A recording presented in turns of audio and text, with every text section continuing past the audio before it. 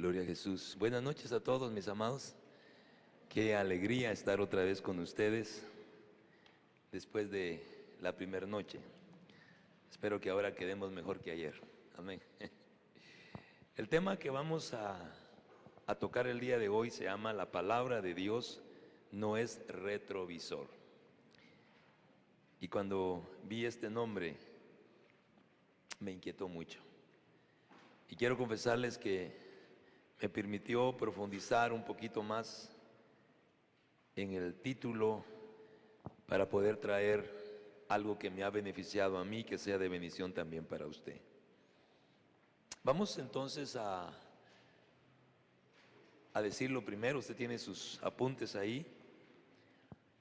Y para poder hacer un balance positivo y beneficioso entre el Antiguo Testamento y el Nuevo Testamento, por supuesto vamos a necesitar de hacer unas reflexiones, porque el Antiguo Testamento tiene relación con el pasado, el Nuevo Testamento tiene relación con el presente y el futuro. Necesitamos ver cómo es este misterio.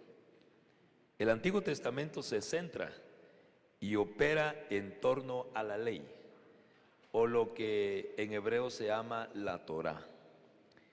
El Nuevo Testamento se centra y opera en torno al Evangelio.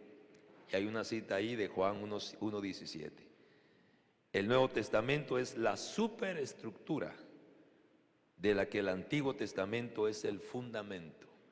Es decir, el Antiguo Testamento, siempre que vamos al Antiguo Testamento, hermanos, vemos los fundamentos sólidos que Dios puso a su creación. Vamos a volver a hacer nuestra figurita de ayer porque tenemos que ampliar algunas cosas. Y vamos a ver cómo esto tiene una relación bendita para que nosotros podamos ser bendecidos. Pero el Nuevo Testamento es la superestructura que se levanta sobre el fundamento del Antiguo Testamento. Con esto quiero decir, mis amados, que no podemos ignorar el Antiguo Testamento. El Nuevo Testamento sin el Antiguo no sirve. No tenemos la estructura o superestructura de que habla el Señor. Pero tampoco nos podemos quedar en el Antiguo Testamento porque nos privaríamos de todas las bendiciones del Señor. Por eso se dice que el Antiguo Testamento es un esbozo profético. El Nuevo Testamento es el cumplimiento de ese esbozo profético. Y tal vez aquí vale la pena empezar a hacer nuestra figurita para poder ir hablando en consonancia a lo que vimos ayer. Hacemos esta X o esta cruz y vamos a poner aquí trono de Dios otra vez. Aquí vamos a poner el abismo. De este lado escribimos el pasado y de este lado el futuro.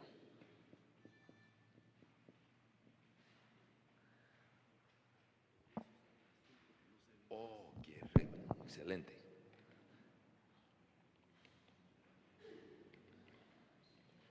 El rojo no se verá.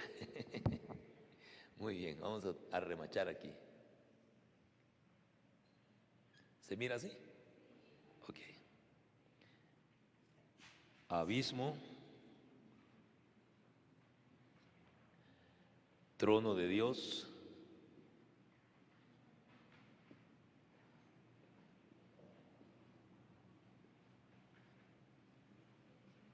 no sé si se lee ahí o borro mejor. ¿Está bien? Pasado, vamos aquí, eso está muy fuerte.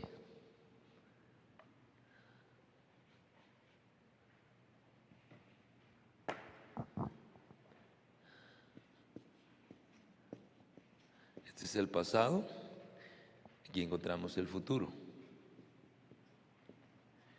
Entonces, cuando nosotros estamos hablando ahorita de que el Antiguo Testamento es el fundamento y contiene las profecías, si ponemos aquí el Antiguo Testamento,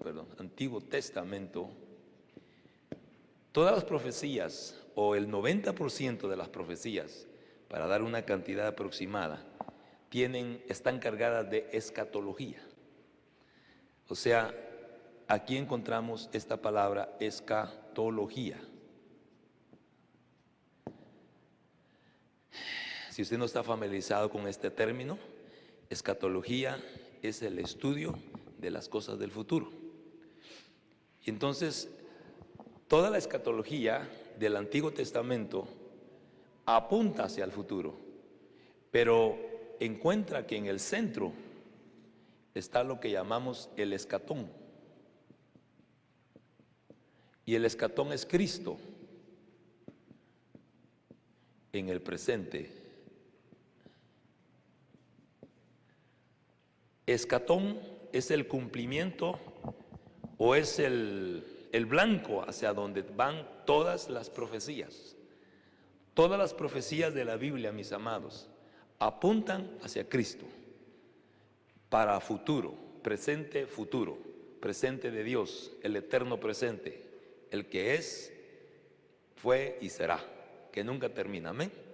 Entonces, cuando nosotros vemos el Antiguo Testamento, echamos una miradita al pasado, a este pasado que vamos a ver tiene sus problemas, pero lo que vemos, lo que encontramos aquí es un fundamento escatológico que nos debe llevar forzosamente al futuro, atravesado por el escatón que es Cristo. Si una persona, que es lo que le pasa, por ejemplo, a los mesiánicos, si una persona no cree en la escatología cumplida o en la escatología que se está cumpliendo en Jesús, se queda atado en el Antiguo Testamento. Y por eso usted ve que hay personas que todavía están practicando algunas de las enseñanzas que se encuentran en el Antiguo Testamento. Por ejemplo, el sábado, la circuncisión y un montón de cosas que tienen tuvieron su lugar en el pasado, pero que apuntaban al futuro, del presente en adelante a través de Cristo. Vamos a ir tratando de explicar esto. Aquí en esta lección, si de repente hay una duda, levante su mano, ¿sí? Porque quisiera que vayamos caminando sabiendo que no estoy diciendo cosas que de repente no hacen sentido. Con toda confianza yo trataré de explicar esto. Entonces, el esbozo profético que encontramos en el Antiguo Testamento está cargado de escatología, y el Nuevo Testamento es el cumplimiento a partir de Cristo. Por eso se me olvidó poner aquí, aquí estamos con el Nuevo Testamento. O sea, hay un pacto antiguo y un pacto nuevo. Amén. El pacto antiguo lo canceló Jesucristo porque Él era el objeto de ese pacto. Por ejemplo, los sacrificios de corderos que se hacían, que se tenían que hacer cada año, usted sabe eso, ¿verdad? Esos sacrificios solo cubrían, pero no redimían. Entonces, pero hablaban de una figura cuyo escatón, cuyo cumplimiento, cuyo meta era Cristo. Y cuando Cristo apareció en escena, Juan el Bautista dijo: he aquí el Cordero de Dios, el Cordero, no un cordero, el Cordero de Dios que quita el pecado del mundo. Y en ese momentito todo se cumplió en Él. De aquí en adelante nosotros no necesitamos hacer todos los sacrificios ni los rituales que se hacían en el Antiguo Testamento. Sirven de figura que se aplican por la fe en el futuro, delante de Dios, para que usted sea bendecido y no se complique la vida. Entonces, el Antiguo Testamento es la promesa, el Nuevo Testamento la ejecución. ¿Estamos bien? Hay promesas benditas en el Antiguo Testamento, pero en el Nuevo está la ejecución. El Antiguo Testamento plantea el problema, el Nuevo Testamento aporta la solución o produce la solución. Entonces, cuando usted tiene un problema, dicho sea de paso, hermano, usted encuentra muchas veces aquí la base de su fe, pero la desarrolla en el Nuevo Testamento. Si yo me quedo solo, por ejemplo, tenemos textos muy lindos, como aquel que dice que los que están cansados que vengan al Señor y que levanten sus alas como águilas, ¿sí? Entonces ahí, bueno, pero esa es la promesa. Pero ¿dónde está el cumplimiento en el Nuevo Testamento? Bueno, en Mateo 11:28. Venid a mí todos los que estáis cansados y cargados, que yo os haré descansar. Llevad mi yugo sobre vosotros y aprended de mí, que soy manso y humilde, y hallaréis descanso para vuestras almas. Entonces, aquella promesa, aquella figura poética, lírica que hay en el Antiguo Testamento, que fue dicha en un momento especial, nosotros la debemos tomar para nuestro conocimiento. Y es bueno decir, yo confío en Dios, voy a ser como el águila que levanto mis alas. Pero ¿dónde está el sustento en el futuro? En el presente y futuro está en Jesucristo. Porque sin Jesucristo yo no puedo lograr eso. Amén. Sin Jesucristo no puedo ser un águila, no puedo levantar mis alas, no tengo ni fuerzas para caminar. Por eso dice Juan 15, sin mí nada podéis hacer. Cristo es la razón de todo. Amén. Veamos un poquito más. Voy a caminar más rápido para no pasármelo de anoche. El Antiguo Testamento es el comienzo, el Nuevo es la consumación. Ambos testamentos no se pueden entender si se les separa. No podemos hacer una incisión y separar el Antiguo del Nuevo Testamento porque no lo entendemos. Hay cosas del Antiguo Testamento que solo se revelan cuando conocemos el Nuevo Testamento. Pero si una persona se queda solo en el Nuevo Testamento, habrán cosas que no va a entender porque no tienen el fundamento del Antiguo Testamento. ¿No los he confundido todavía? Es necesario saber eso, ¿verdad? La Biblia, los 66 libros son una unidad, que solo se dividen por conceptos de estudio, que solo se dividen para poder comprender el plan de Dios.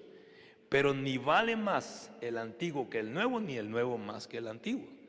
Dios lo ha hecho de tal manera que reveló su voluntad santa para que nosotros hoy tengamos una verdadera capacitación, conociendo los fundamentos y gozando el cumplimiento de la superestructura que hay en el Nuevo Testamento. No podemos regresar a vivir el Antiguo Testamento, amén. El Antiguo Testamento nos sirve como referencia. Veamos entonces Hebreos capítulo 10, versículo 1, que tenemos aquí marcado. Pues ya que la ley solo tiene la sombra de los bienes futuros y no la forma misma de las cosas, subraya esto, nunca puede, por los mismos sacrificios que ellos ofrecen continuamente, año tras año, hacer perfectos a los que se acercan. Ahora note que aquí estoy hablando yo de dos cosas importantes. Bienes futuros.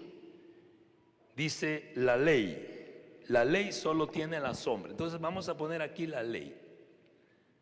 Esta es la ley. Y dice la palabra que la ley tiene la sombra de bienes futuros. Usted sabe que para que uno proyecte sombra tiene que haber una luz por encima de uno. Entonces, para que la sombra de los bienes futuros se proyecte sobre la ley, tiene que haber algo más grande sobre la ley, que es la luz del mundo. Entonces la luz del mundo proyectó sobre bienes futuros que se reflejaron como sombra en la ley. Ahora, ¿por qué es importante esto, mis hermanos? Cuando vemos, por ejemplo, el estudio del tabernáculo, ahí está el atrio, el lugar santo y el lugar santísimo. Cada una de esas cosas son una sombra de un bien futuro. Ahora no podemos tener un atrio semejante, porque cuando Jesucristo murió en la cruz del Calvario, Él rompió el velo que separaba el lugar santísimo del lugar santo. Antes al lugar santísimo podía entrar el sumo sacerdote solo una vez al año y no sin sangre. Y todavía tenía que tener cuidado porque por eso le ponían campanillas en su borde de sus vestiduras. Y se dice que con un lazo entraba.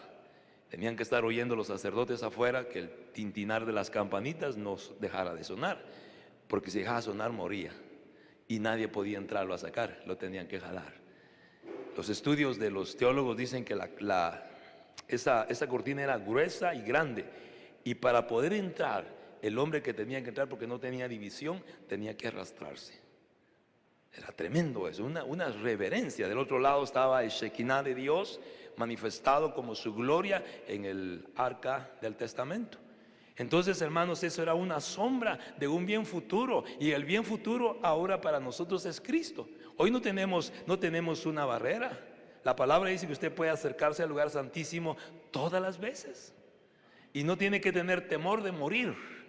Allá el sumo sacerdote podía morir si no llevaba sangre ajena, sangre de corderos. Hoy la sangre está derramada. Un bien más grandísimo, tenemos mejores cosas ahora. Nosotros tenemos que gozarnos en el Nuevo Testamento, tenemos que entender esa bendición de Dios. Esa sombra se proyectó acá, no para que nosotros regresáramos a aplicar lo que se aplicaba en el Antiguo Testamento, sino que nos sirve como sustento de saber algo más grande espera, algo más grande hay. Esto es la teología, pero yo le quiero hablar de otra cosa. Hay bienes futuros que usted y yo no los entendemos todavía. Hay bienes futuros que solo el Espíritu Santo le va revelando a cada uno conforme camina en la fe de Jesucristo. Es ese gozo que uno siente de veras, uno está viendo. Por ejemplo, un bien futuro que Dios le reveló a un hombre en un momento de crisis a Esteban fue ver a Jesucristo parado de pie a la diestra de Dios. Y él dijo: veo a Jesucristo a la diestra de Dios, y todo el mundo que hizo lo mató. Por eso hay bienes futuros que usted no los puede contar. Hay bienes futuros que son patrimonio personal, patrimonio que Dios le concede a aquellos que van caminando del pasado hacia el futuro, que no se quedan detenidos. Aquellos que están disfrutando la verdad de la Biblia, aquellos que son cristianos practicantes, verdaderos discípulos, aquellos que están dispuestos a morir por todo, aquellos que han asumido la palabra como su único elemento de vida. Con esos el Señor trata. Por eso es que Pablo también fue llevado al tercer cielo. Hablamos de esto un poquito ayer. Amén. Nunca pueden, las cosas pasadas nunca pueden, por los mismos sacrificios que ellos ofrecen continuamente, año tras año, hacer perfectos a los que se acercan. Notemos entonces que la ley solo tiene sombra de los bienes futuros. Si aceptamos que el Antiguo Testamento se centra en torno de la ley y que ésta solo tiene la sombra de los bienes futuros, podemos concluir que hay algo más grande entre la fuente de luz y la ley. Hay algo más grande. No, bienes futuros no es solamente lo que estoy diciendo yo, hay mucho más grande. Es el reto, hermanos. El reto que nosotros tenemos que disfrutar. Es un reto que lo debe animar cada día a decir: Señor, la vida de cristiana no es una rutina. Yo odio las rutinas. Las rutinas se empobrecen, las rutinas detienen, la rutina lo entontece a uno. Por eso a veces nos da un poquito de miedo cuando Dios nos reta cosas nuevas. Imagínense, un cambio tan chiquito como esto trajo un nuevo oxígeno a la iglesia. Amén. Parece mentira. Pero yo que había venido al otro tiempo, le dije: caramba, ¿será esta casa Josué? Cambia la cosa. Hay personas que cambian su casa, la posición de algunas cosas cada cierto tiempo, y eso trae nuevo oxígeno. A algunos no les gusta, algunos quieren ya tener su lugar ahí siempre, ¿verdad? Hasta buscan su oíto ahí, dice: ese es mi oíto, y nadie me quita. Como la cama, de tanto acostarse uno se hace su oído ahí, ¿verdad? Y de repente le cambia a usted: hoy ¿qué me pasó la cama? Ese ya no está bueno, porque ya cambió la rutina. En Cristo es algo igual, hermanos. Usted tiene, yo le aconsejo en el nombre de Jesús, como un buen siervo de Dios, como una buena sierva de Dios, atrévase a decirle: Señor, necesito nuevas experiencias. Necesito las experiencias que alimenten mi fe. Necesito las experiencias que no he visto yo todavía de todos los bienes futuros. Dios no es escaso, hermanos. Dios tiene cosas tan grandes para cada uno, pero están ahí guardaditas para cuando su fe se activa, cuando su fe, hermanos, crece y usted empieza a sentir: yo quiero más, como los niños, ¿verdad? Los niños poco a poco van queriendo más, ya no se contentan solo con la pachita, ahora quieren un poquito de mejor comida, y así es uno. Conforme va creciendo, uno tiene sueños, aspira a cosas mejores. El cristiano activo, el cristiano dinámico, el cristiano que tiene éxito es aquel que dice: Señor, gracias, pero aún hay más. Gracias, pero quiero más. Y eso no es pecado, hermanos. Uno tiene que estar contento, pero no conforme. Palabra diferente, ¿sí? La Biblia dice: contentaos con lo que tenéis, pero dice: transformaos. No debemos, hermanos, adaptarnos a lo que tenemos y creer que lo que yo sé, lo que yo tengo ya es todo. Usted puede vivir 1000 años y no va a saber nada de todo lo que está para usted. Amén. Ahora, por eso cuando nosotros miramos, por ejemplo, me voy a adelantar un poquito, aquí un día vamos a estar en el cielo, vamos a ver un futuro más grande, cielo. Un gran hombre de Dios que fue llevado al tercer cielo. Él dijo, cuando estemos allá no sabemos cómo vamos a hacer, pero una cosa sí sabemos, que vamos a hacer como Él es, porque le vamos a ver cara a cara tal como es. Él resumió ahí, hermanos, en una sola palabra, todo lo grande, lo maravilloso que hay detrás de esta palabra, bienes futuros. Así que yo lo animo esta noche a que su fe se alimente sabiendo que hay algo más grande para su vida, algo que usted todavía no ha podido ver. En segundo lugar, esa sombra corresponde a los bienes futuros y no la forma misma de la sustancia divina, lo que indica que el Antiguo Testamento o en el Antiguo Testamento se esconde algo supremo que solo es revelado por el Nuevo Testamento. Si usted es un estudioso del Nuevo Testamento, pero no ignora el Antiguo Testamento, cuando usted regresa al Antiguo Testamento, usted empieza a descubrir tesoros que los puede disfrutar en el futuro, presente futuro, amén. En otras palabras, si yo me concreto a solo el Nuevo Testamento, no voy a entender el fundamento de cosas reales y verdaderas, que conociendo esto, puedo descubrir esto. En otras palabras, aquí está la llave, aquí está la puerta. Aquí recibo la llave y si yo conozco la llave, abro la puerta que me abre una dimensión completamente diferente. Si perdemos la llave, ya sabe usted lo que nos pasa. Eso es grave. Nos quedamos en la calle. La perfección solo la encontramos en la esencia, es decir, en el Verbo hecho carne. Esta verdad nos debe hacer ver hacia adelante y no hacia atrás. Esta verdad nos debe hacer ver hacia adelante y no hacia atrás. O sea, hermanos, por favor, quiero hacer mucho énfasis en esto por lo que viene al momento. No podemos estar viendo para atrás todo el tiempo. Yo conozco personas que les gusta muchísimo y se empatinan leyendo el Antiguo Testamento, pero no lo pueden aplicar porque no conocen el Nuevo Testamento. Y a veces hasta se confunde. Hay un texto en el Antiguo Testamento que no sé si usted ya se lo ha visto y le ha impactado, que dice que hay una ley en el Antiguo Testamento que cuando un hijo era terco, lo traían los padres ante los ancianos y le decían los padres, este hijo es terco, no sabemos qué hacer, ya no nos hace caso, estamos hasta aquí. Entonces venían los ancianos y decían, hay que matarlo. Y lo ponían ahí y todo el mundo le tiraba piedras hasta que se moría. Eso dice el Antiguo Testamento. ¿Qué pasa si eso lo trasladamos literalmente al Nuevo Testamento? ¿Cree usted que sería justo? Sería bueno traer un hijo necio y decirle, miren, señores ancianos de casa Josué, maten a mi hijo porque no me hace caso. ¿Verdad que no es justo? Entonces, ¿sería injusto Dios en el Antiguo Testamento? ¿Por qué cree usted que en el Antiguo Testamento era permitido? Porque ahí estaban los fundamentos. Ahora, ¿cómo se aplica eso hoy? Hay que matar al hijo, hermanos, pero no físicamente. La elección allá, se mataba el cuerpo del pecado. Por eso la ley es bien fuerte, bien seria. A la adúltera hay que matarla, al necio hay que matarlo, ojo por ojo,